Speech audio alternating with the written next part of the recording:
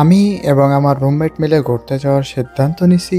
সকাল থেকে এত বৃষ্টি, সকালে বেরই হতে পারিনি। এখন 12টা বাজে আমরা বের হইছি। এমনি ঠান্ডা, তার উপর বৃষ্টি হয়েছে দেখে আরো ঠান্ডা লাগতেছে। আমরা আসছি বেসিক্যালি ট্রাকাই আইল্যান্ডে।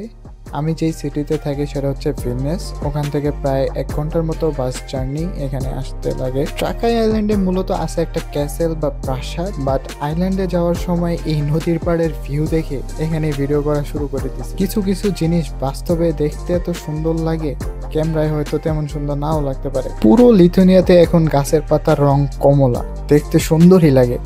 ইউরোপে অটাম বা শরৎকালে গাছের পাতাগুলো সবুজ থেকে হলুদ, তারপর কমলা রঙে পরিণত হয়। আর এইটা দেখতে এতটা সুন্দর লাগে বলে বোঝানোর মতো না। তবে কয়েকদিন পর এই পাতাগুলো সব ঝরে যাবে, শীতকালে শুধু পাতাশূন্য গাছটাই থাকে। ক্যাসেলের সামনে এখানে অনেকগুলো ইয়ট।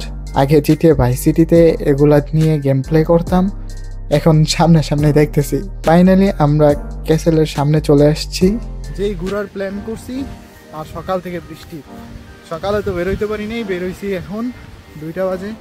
এখন একটু রোদ উঠছে, এখন একটু ভালো লাগতেছে। আর এটা হচ্ছে এই পাশের ভিউ, হচ্ছে ক্যাসেল। এটার রিনোভেশন চলতেছে। আজকে এটাতে ঢুকবো না, এটাতে ঢুকতে টাকা লাগে। তো বাহিরে ফ্রি ভিউ আর ফ্রি জিনিস দেখেই চলে যাই।